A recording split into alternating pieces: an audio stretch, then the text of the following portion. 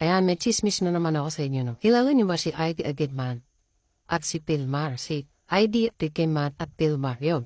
Basta yung artista na sobrang yaman, sobrang success sa buhay, pero tumigil sa pag-artista din nakahanap ng forever. Ito nga si Pilmar. Pero may issue sila ngayon na ito si Pilmar ay may chicks na bago at matindi dahil tisay at nagpatato pa ng same tattoo sa kamay. So, ang conclusion ko dun is ang pag-ibig talaga ay walang forever. Tita mo, yung babae pinili niya yung lalaki dahil sa tunay ng pagmamahal. Tapos batang ulit, si lalaki. Teka, parang magulong ko lalaki dito. Si lalaki, tumikim ng kiba. O, diba?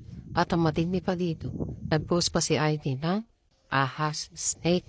Siguro yung babae best friend niya, or what? Kaya nakakalungkot man isipin na itong nangyayari sa ating buhay ay wala talagang forever. Iwalay na po sila. Nagpalo na sila sa isa't isa side sa ground. O, diba?